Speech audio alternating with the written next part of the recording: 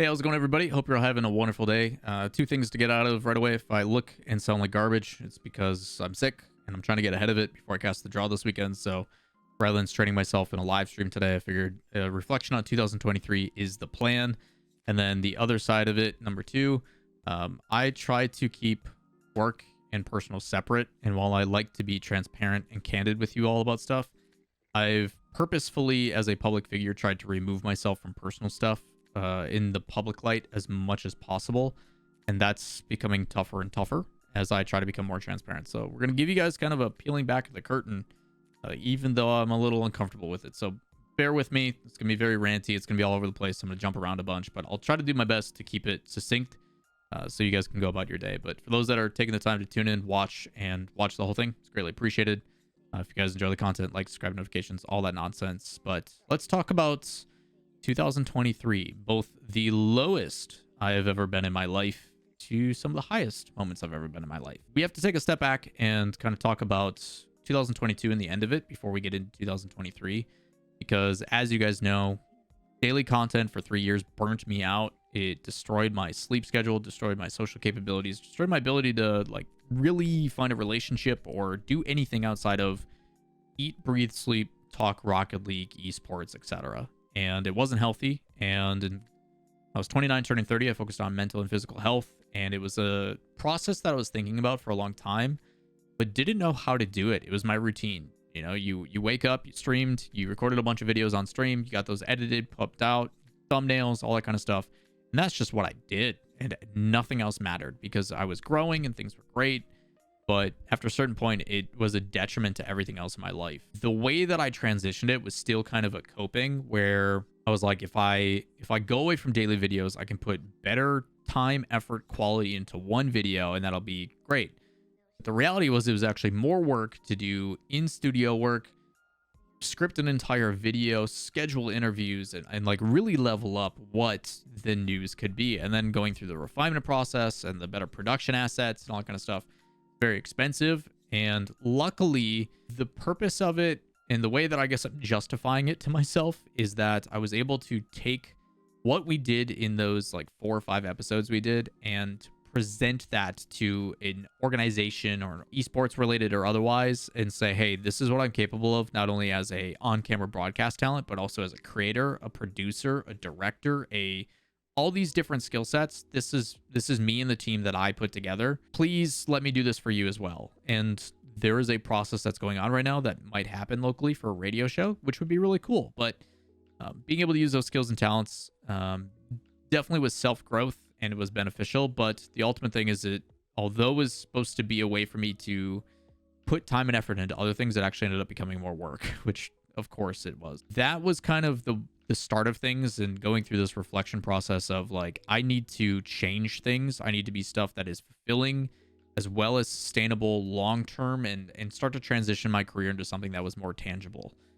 So a lot of the focus, I guess, towards the tail end after doing all those videos and everything was I now have technically more free time, even though I was putting a bunch more time into those videos and the studio stuff.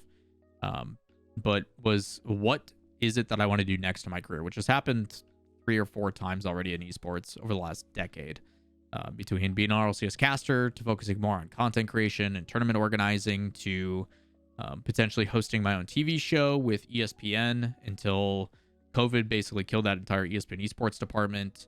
And then, you know, focusing on some of the other things and getting into consulting and whatnot. It's been a crazy 10 years, to say the least. That was kind of the focus towards the tail end of 2022 into 2023, where we put out the vlog video for Rotterdam, which was the first like high produced content outside of some of the other TV show stuff that I was doing.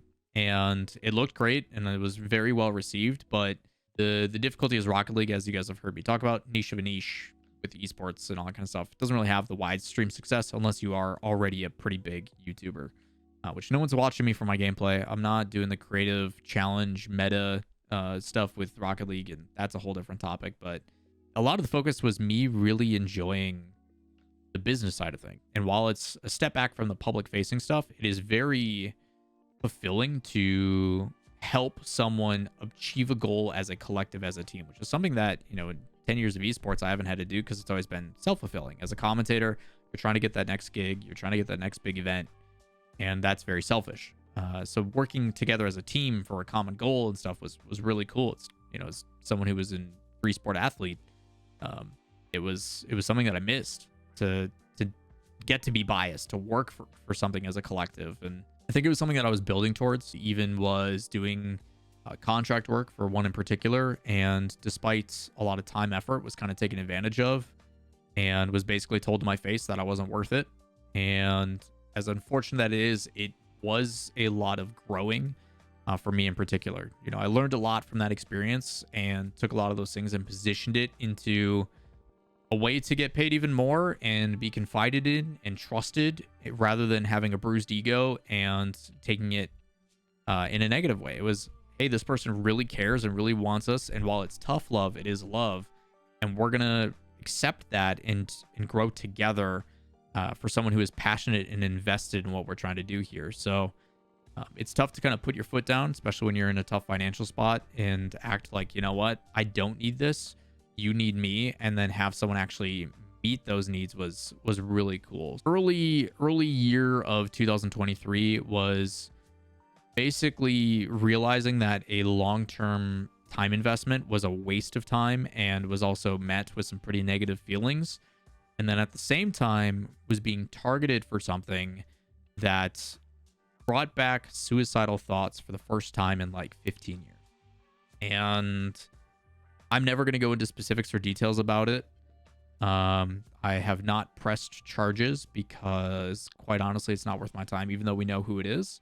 But it was something that I hope no one has to go through, and can honestly say, if it wasn't for my significant other, who I bought a house with, moved in with, and without going into the emotional mushy gushy stuff, Katie, I love you. Thank you for everything you do for me, and I'm excited to build a life together. But if it wasn't for her, I probably would not be here today. So there was some really low lows of 2023, and it unfortunately was the start of the year. Pretty much the whole first quarter of the year was really rough. But despite that, you know, we push forward. It's the stuff that people don't know about. People have no idea what's going on in your life. They only see the stuff you present as a public facing figure. And I'm glad we got through it, and, you know, took a step back to a lot of different things. You know, put a lot of time and effort into behind the scenes stuff, things that were more fulfilling, things that instilled a feeling that was just pure and good. You know, instead of doing 365 videos a year, we only did 92 this year. And, you know, that was at a point too, even between like mid-May to August, I think we only did 3 videos. We still averaged a video once every 4 days. I think we put out like 92 videos, and, you know, put a lot of emphasis into consulting. You know, I worked some really low stuff, you know, really low level introductory, like, hey, we need help with seating and tournament formats and stuff, which was still great, but also got to basically be second in command at a company and really flex my muscle and answer the imposter syndrome of, like, I know I've worked in just about every department in this industry, from marketing and sales all the way to logistical operations, team organization, you know, hierarchy and whatnot. And was like, yeah, you are definitely capable of this. You can hold your own, and you have the experience and the expertise to really push this forward. And at the same time, there's a lot to learn, which is really exciting to be doing something for 10 years and still be like, oh, there are some things about this that I didn't know that I'm really excited to sink my teeth into and find out more. So a lot of reflection this year, a lot of frustrations and a lot of problems and financial issues and all that kind of stuff, on top of buying a house and having a mortgage and, you know, real life stuff that hopefully not too many people have to deal with. But yeah, it was a crazy year. I think ultimately, looking back at it, obviously thankful for you all tuning in and watching and supporting where you do, both on the streams as well as on the YouTube, even though the videos are much less than what they used to be. The friends, family, significant other in my life for supporting and you know, really checking in and doing what they can to support me. And then massive thank you to the new opportunities. You know, I talk about the lows, talk about the highs with significant other in the house and, you know, moving and stuff. But if someone would have told me, you know, as a kid from Green Bay, Wisconsin, small town, middle of nowhere, you know, outside of the football team, that I would be the main stage host, standing on a rooftop on top of a $250 million building in downtown Las Vegas, opening ceremony for 30 Seconds to Mars and J Balvin and a bunch of music artists for Formula One. would have told you were crazy. So the I guess the thing I'm trying to say is that life has a weird way of balancing itself out. And while I also struggle with slight bouts of depression and everything else, which I've been pretty open to you guys about, there's been articles and stuff where I've talked about it as well. But in the moment, it's very difficult to stay positive, and I know I suffer from that. All the love in the world to my significant other for putting up with it when I'm in those moods, even though there's no rhyme or reason for it. It just kind of is like a switch. Things kind of have a way of like balancing themselves out, and it's tough to see it at the time. But even now, when the thing I want the most is sustainability. I want to. The dream scenario for me is I find an organization, whether it be esports related or otherwise, that goes, hey, you have the ability to help us operationally and logistically. We want to use your creative mindset. We want to really dive into this Swiss Army knife of what you've become in this industry, and use that to help propel us forward and provide insight and ideas, and have your voice actually carry weight. And that becomes the 9 to 5, the everyday work, which is, again, a dream. You always hope for something like that to provide sustainability for myself and my family and everything else. And then still get to do the passion projects with casting and on broadcast camera works and consulting work and all that kind of stuff. Even though that's not a guarantee in the esports industry, as I've told you guys a lot on this channel, is in a pretty weird spot, and hopefully going to be more positive moving forward.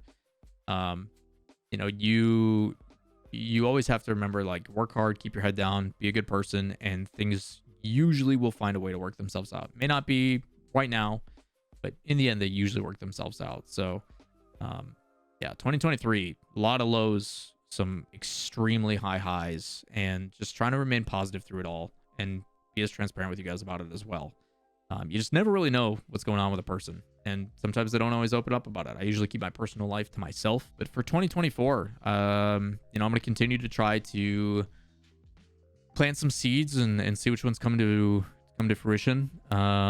Potential hosting a radio show and a podcast for a local radio station, potentially working in a content position or moving forward as a team manager, GM, director type, maybe going into a talent agent or something of that degree, because I do think there is some love and attention that could be given to a lot of these young kids coming in. But yeah, I'm just not closing anything off.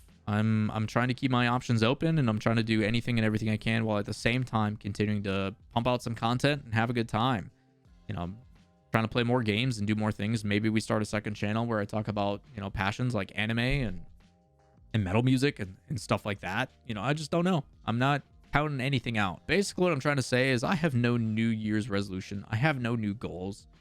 I'm just going to do what makes me happy and what I find fulfilling, and hopefully it leads to something cool. And if it doesn't, at least I had a good time doing it. So maybe not the most motivational thing. Maybe it's not the most crazy epiphany creating type situation. But at the end of the day, I just want to be happy. And I think that can be said, and everybody can, I guess, respond to that as well. So overall, the last thing on the checklist of this video is asking you directly, what would you like to see? Is there anything specific that I don't do or do that you would like to see on this channel? Any types of content pieces, things that you've seen around?